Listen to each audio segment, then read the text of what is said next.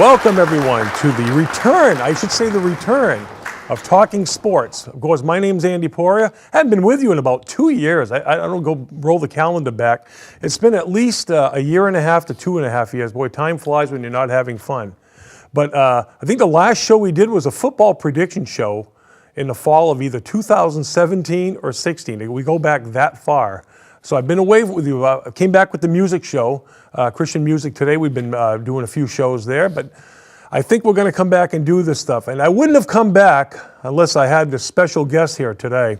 He happens to be a really good friend of mine. You know, a lot of you, if you've been driving along in the past, I'd say 40, 45 years, along Route 1 Scarborough, even parts of Biddeford, and you didn't see this guy, you're probably living under a rock, because I think 20, 25 years ago, driving along, I used to watch this guy jogging on the side of the road with an NBA outfit and throwing punches in the air.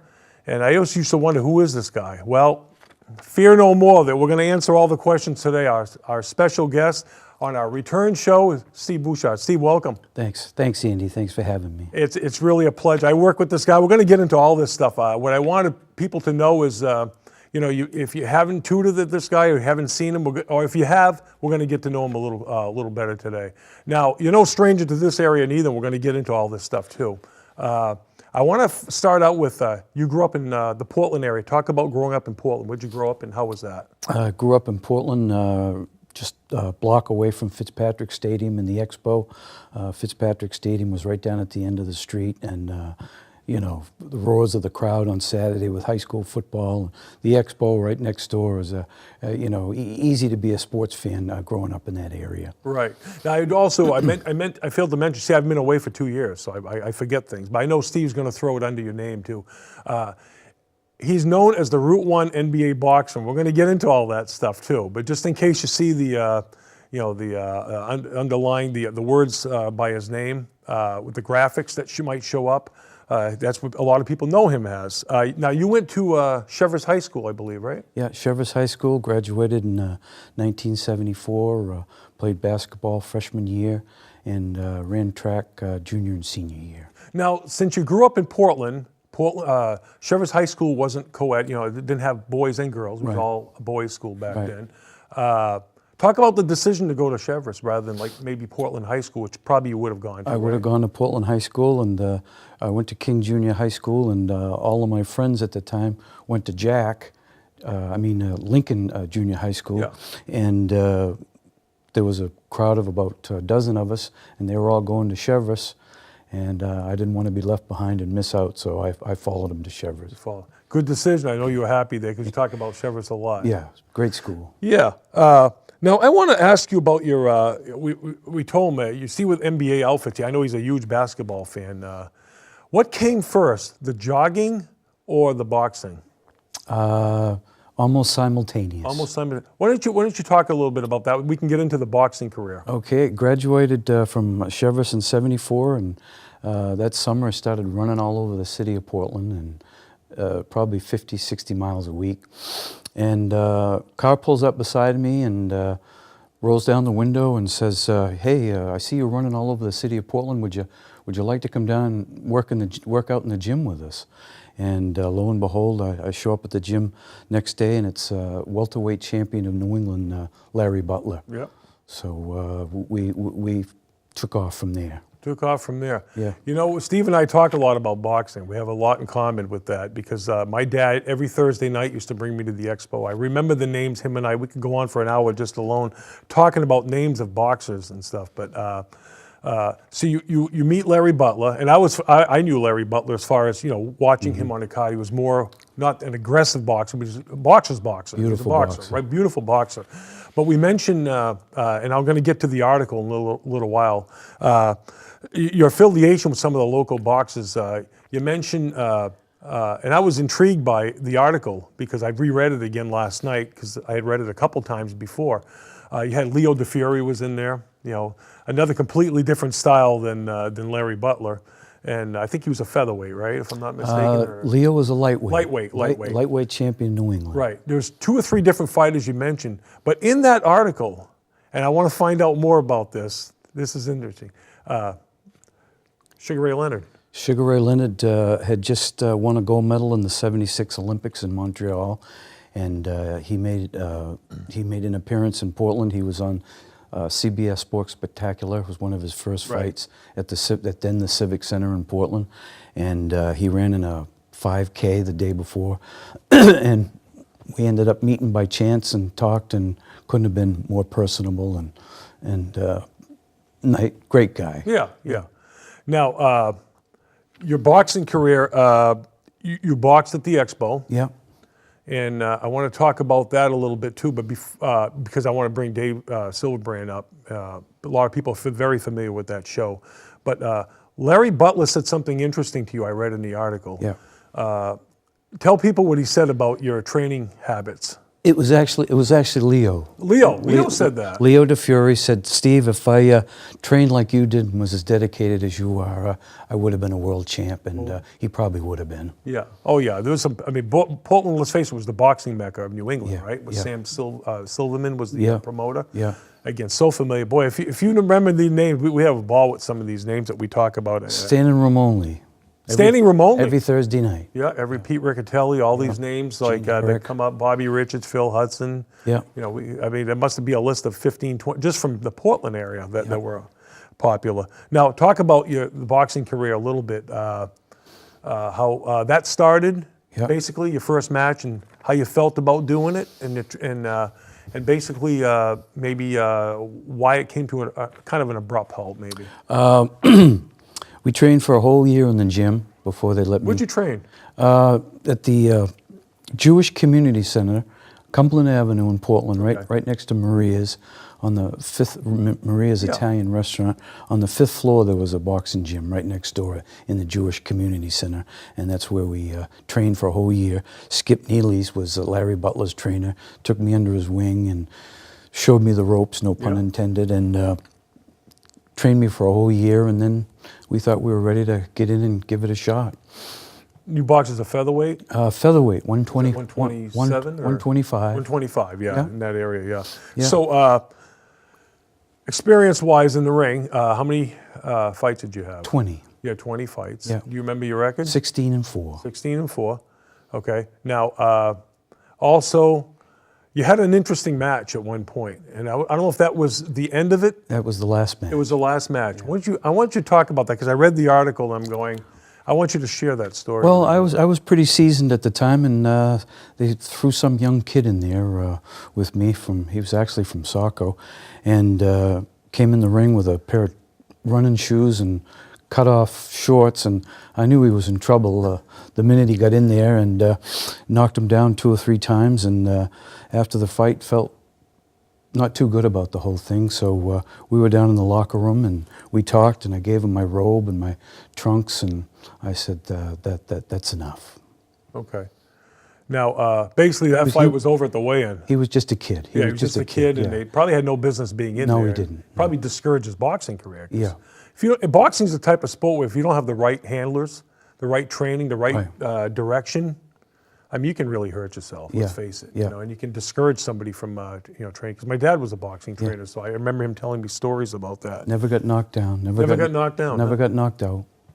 Hardest punch you ever received was from your. My sister. Yeah. Hi, girl. She's the hardest, right? Yeah. Yeah. Well, thank God she wasn't on that 16-4 things. Probably would have knocked it down and knocked you out. Now, a lot of you remember Dave Silverbrand. He's moved on. He's a lot older now, obviously. He's moved to California. I think he's retired. He still does some work out there in the media somewhere along the line. He had a little segment on WGAN, I think at the time, TV, which now is GME, called Dave's People. And he would have different people, different walks of life.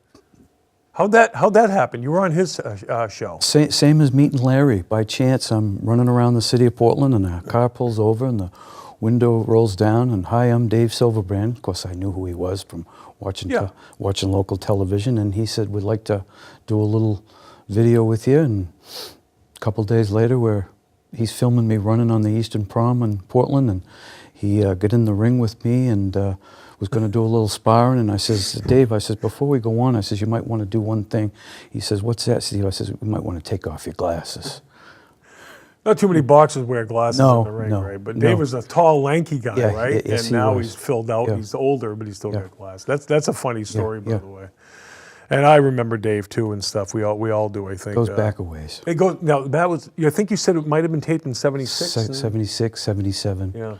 And you know, I tried to, we were talking before we went on the show, I tried feverishly I made several phone calls to GME and to get their program manager and to see if they could dig this stuff up. We were actually going to show it, you know, it would have been a nice touch to the show, I think. Even if we showed a snippet of it would have been nice, you know.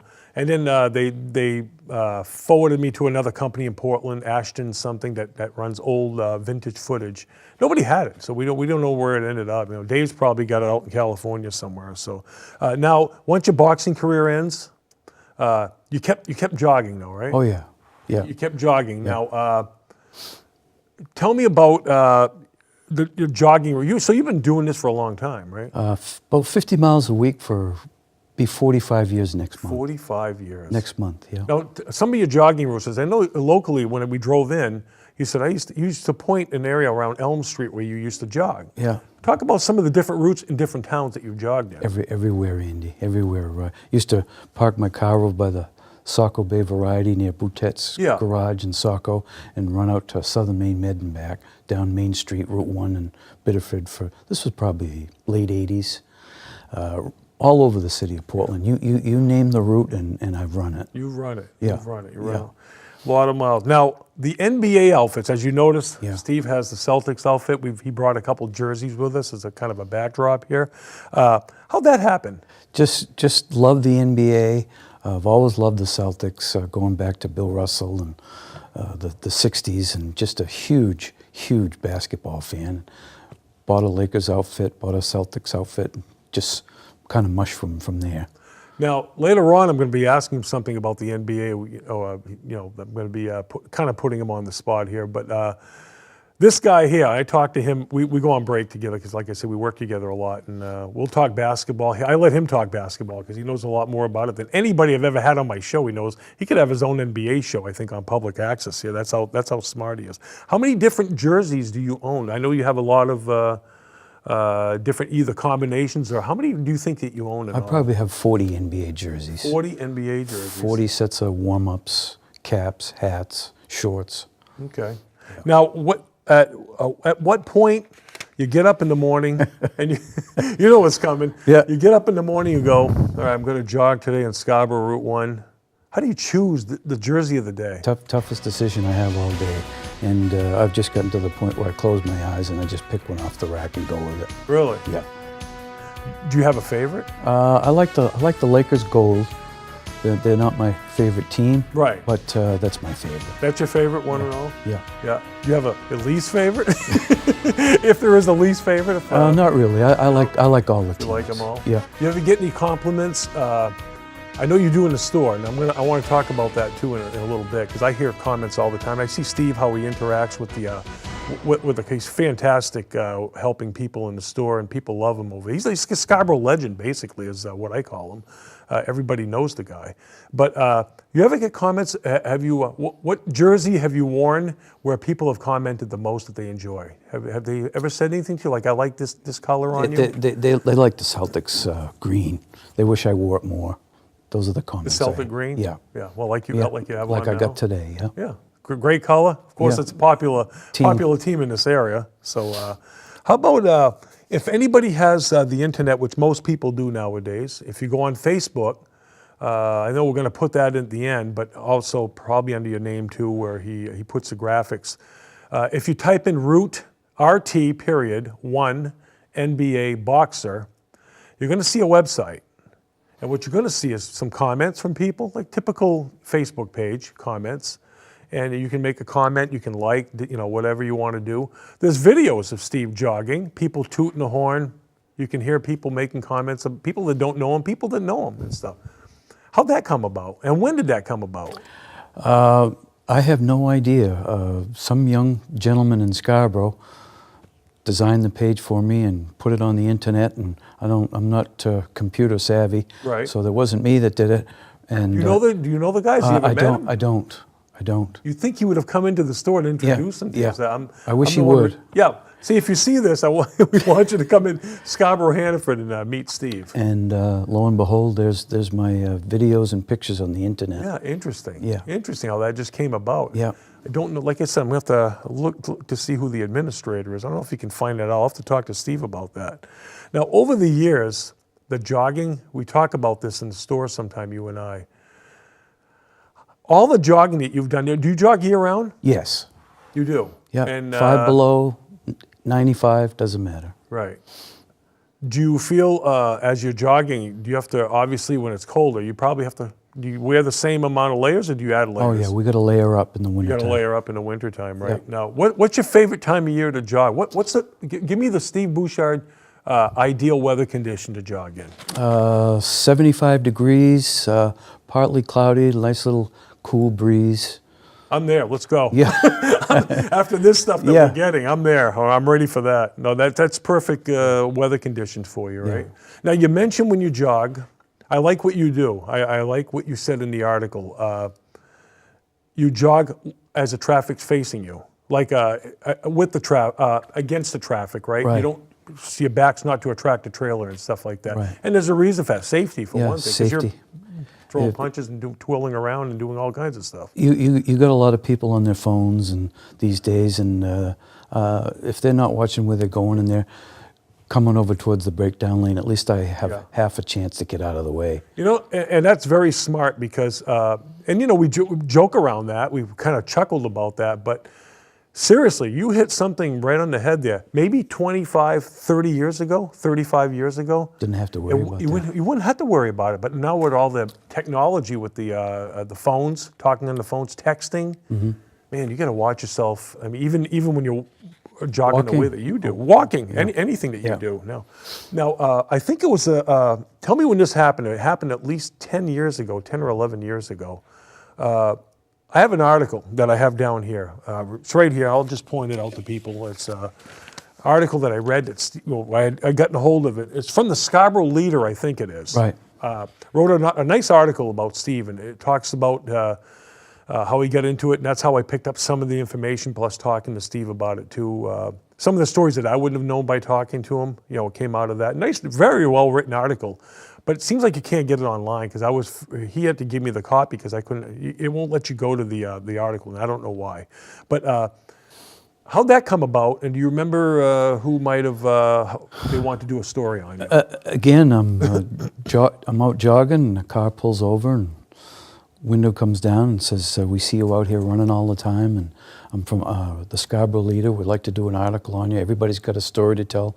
Would you tell us your story?" And I said, "Sure." And next day, 25-year-old kid shows up at the house on his motorcycle and comes in the living room, and I told him the story, and boy, he did a really nice job. He did. He covered a lot of area.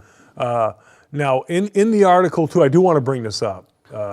Is a section where when you're out jogging, your dad was a Marine, Right. and of course, obviously, he's passed away since then. Yeah. I know you do something. We go by Sudsy Car Wash. Yeah. And why don't you tell that story? And I know you get emotional when you talk about that. I got an affinity for veterans. Have a lot of respect for people who've defended our country. And Dad was a Marine in World War II and fought in the South Pacific. And I stopped by Sudsy and bow my head to the American flag that stands there, and I say a prayer in his name for all of the veterans, past, present, and future. And again, that article, by the way, was really well written. Yeah. Did a nice job. It was getting away from that stuff a little bit now. You've had an interesting working career. I've noticed. You and I have talked about it, and I've only known you obviously from Hannaford, from working with you. Talk about. I mean, you've done all kinds of stuff, man. You worked as a chef at one time, right? Yeah, worked as a cook in restaurants all over the city. Went to nursing school back in the early 80s. Worked at Mercy Hospital in Portland, Maine for quite a number of years as a nurse. Went back to school and learned how to do cardiac ultrasound and cardiac stress tests and EKGs, and worked in the cardiology department there for a while as well. Yeah. Now, and then interesting, you made the transition from Mercy to Hannaford, which is I mean, black and white. Worlds away. Worlds away. And I know we talked about this before too. Talk about the transformation. Why would you leave? You Yeah. know, something that you went to school for. Yeah, yeah. I know you have an interesting story to tell about that. Just burnout, I think, Andy. Yeah. Yeah. I mean, nursing's a tough job. I got a lot of empathy for those folks Yeah. as well. It's hard work. It's not like it is on General Hospital. If it was, No TV cameras. In no, there. if it was, I'd probably still be there. But it's Yeah. tough work, and I did it as long as I could, and Yeah. I got out and tried something else. You wanted to make the switch. Yeah. Well, I've known Steve since probably the later part of 2017, I believe. We started basically, I worked on the crew on days with them, came from nights, I went from Biddeford, and but we didn't really start working together since, past whatever months, 6 months or whatever. We've been put together and we've been working together, so I got to know him a little bit there. But while I'm working with him, I just told you about, I hear these comments. These people come in. Steve always has a joke for you. Steve always has a joke for you. I can't tell one of them on the air, but I won't tell any of them now. But anyways, people love him. He's great with customers. I've actually seen you give stuff to kids. You go in your little stuff and you'll make a kid happy and stuff. Things that you've given just to put a smile on people's face. He's very knowledgeable about his job. He's great with customers, like I said. But I hear people talking all the time when they talk to you. Things like they see you jogging and they say like you're an inspiration. I mean that you're out there. You're at your age. You're still doing this. You're still NBA outfit. You're still doing the same thing you did 45 years ago. It's got to make you feel good. And what do you think is some of the compliments that you get when you're in the store? What makes you feel good, right? Yeah, it's touching, touching and heartwarming. Makes me feel great, and it gives me inspiration to go back out there and wave and point and do some more. Make people smile when they see me. Yeah. Hopefully. And they do. I see these people. They love you. They're laughing. They're joking with. I'll ask you. No. Well, they see me out jogging. But it's nice that that you're not just jogging, throwing punches in the air. You're actually you're probably motivating some of these people to exercise and do things. Just yesterday, Andy, Yeah. I'm finishing my run up. I'm coming by the Scarborough police station on Route 1, and there's a gentleman coming out of the police station with his little boy. He's probably 3 or 4 years old, and he's pointing, he's waving to me, and his dad's pointing. And I walked over and I gave him my 2 wristbands, and the kid thought he'd, died and gone to heaven. Sure. And put a big smile on his face and one on mine, and stuff like that just warms my heart. Well, like I said, I see you do this stuff a lot, but I do want to share a personal story about me, all right? This is hard for me to talk about, too. But last year, we're taping this, by the way. I want to let people know. Sometimes I'll let them know when we're taping, in case we show this in another year. May 7th of 2019. It happens to be Tuesday, May 7th. And like I said, I've known Steve. I didn't know him that much, neither. I don't think in the summertime we probably were still working together, but I didn't know these people that well. Well, I had to get a pretty serious Achilles surgery in my foot, and so I was laid up for about 3 months. And it's summer, it was hot. I was by myself basically, 3 puppies, nobody to help me basically, and all of a sudden, right before I left work, Steve asked me for my phone number. He said, "I want to keep in touch." And you hear this stuff. You get a comment from people, "Yeah, I'll shoot you a text, or I'll give you a phone." A lot of people have done that, and they don't mean any ill will. They mean, then sometimes life goes on, people forget and stuff like that. So anyways, I get surgery and I get home, and I kind of come from a background where there's a lot of anxiety and depression in my family. And sometimes I suffer through that. And even though I didn't have cancer, I was still laid up. There was other things going on besides my surgery at home. And I wasn't in a good spot mentally, to be honest with you. I'll tell you the type of guy Steve is. Every week, this guy makes me laugh at work. Everywhere he makes me laugh, right? And I was like really bumming. I was bumming. I was as low could be at that point. I could have played racquetball against a curb, I think. That's how low I was. And phone rings. I see Steve Bouchard, first time, Steve. Answer the phone. "Hey, buddy. Hey, miss you. I just want to check up on you, see how I feel." It's like, I barely know this guy, and he's calling me up, checking on me. And man, I was laughing in that conversation, and it put a smile on my face and made me feel good. And you know what? He continued that every week till I was out, till I got back to work. So I really appreciate that. Yeah. Yeah, that meant a lot to me. You don't know, that probably helped me make it through, everything that I've done. So a big thank you for that. Yeah, you're I appreciate welcome. it. I just want people to know really what kind of guy he is. He's got a huge heart. Thank you. Other things is recently you had an interesting Appearance? in front of an interesting audience. Yeah. Why don't you discuss that? How that came about? Man approached me in Scarborough, Hannaford, and he said he was from Project Grace, and he was doing a charity event at the Wentworth Intermediate School in Scarborough, and they were doing a trivia bee, and one of the questions was on geography, and the question was about Route 1, and thought that was a nice tie-in. Would I like to show up and make an appearance with the kids? And that's what happened. We got out on stage, and there was me and 3 12-year-old girls, and we shadow boxed in front of the audience for a few seconds, and the question was on Route 1. The Route 1 jogger came up, and that's how that came about. Interesting. And we had a great time, and it was for a good cause. Did any of them, those 12-year-old girls try to knock you out? She came pretty close. She came pretty close. That might have been the hardest punch you ever got if she would have connected. It would have been. Yeah, especially nowadays and stuff. A couple more things before we end the show. I got a little surprise at the end. I want to do we're going to do 10 rounds with Steve Bouchard. Okay, 10 rounds with Steve Bouchard.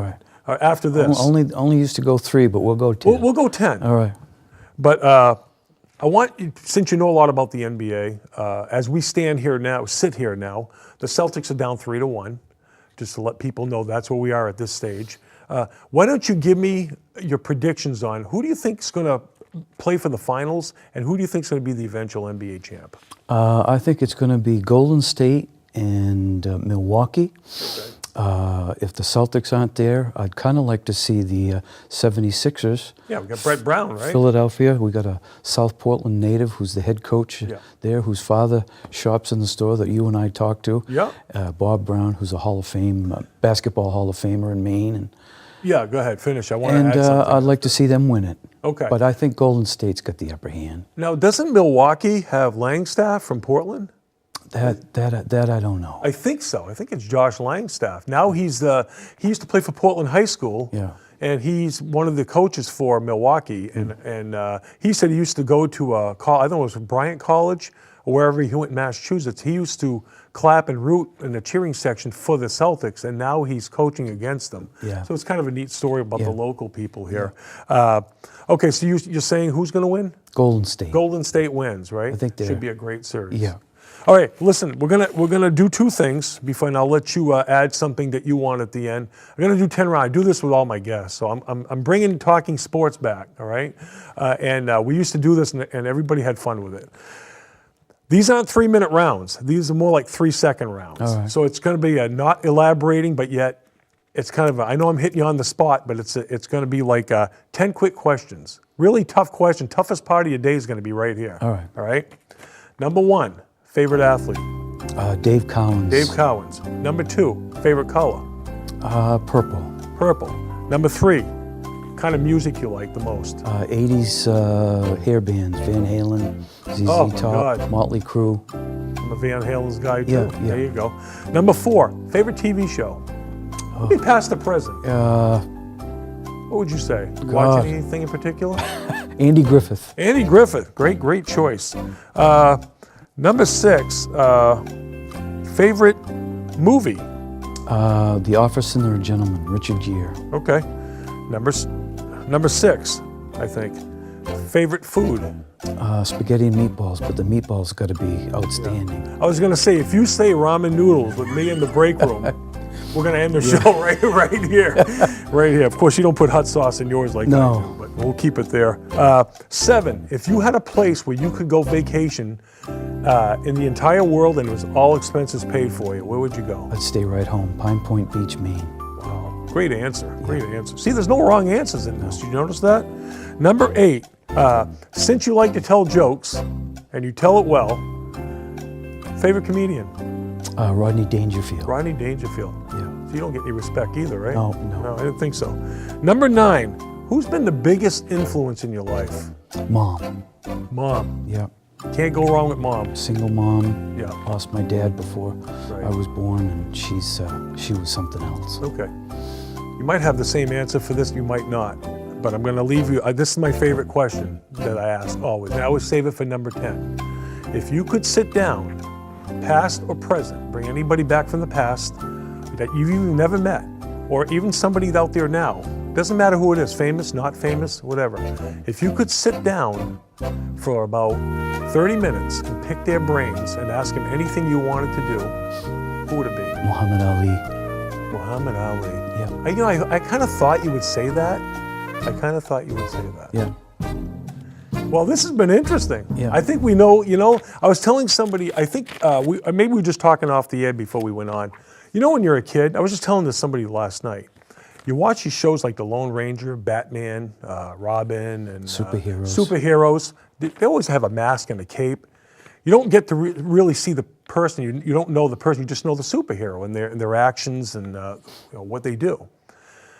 It's kind of like Steve, if you're driving along Route 1, you see him with a jogging outfit, you wave to him, you've been doing it for 20, 30, 40 years, you've been waving to him every day, but you know this guy, The goal here today was to have people try to get to know you, and get to know him like I did, because he's a great guy, and nobody better. And he's a great employee, but he's even a better friend. So I wanted to tell you that. Thank you, Andy. You want anything you want to? Speaking of friends, okay. I got something I'd like to present to Andy. If it's that gum, I'm leaving the set. One of the nicest gentlemen I've ever met in my entire life, Andy Poirier, and I got something from my private collection. Oh, my Lord. I want to give to Andy. Look at that. Oh boy, Paul Pierce. Okay. Jeez. Thank you very much. Thank you, my friend. You're welcome. Look at that, huh? I think I'll wear that. I won't probably shoot hoops like he does, but... now I'm down to 39 jerseys. Down to 39. All right. Well, it's been a pleasure. But again, thanks for coming on. And I know you're on vacation this week. You took time out to come out, and I think we had a lot of fun. So. It's been a blast, Andy. Thanks for having me. No problems. My name's Andy Poirier. You've been watching Talking Sports. Till next time, so long, everyone.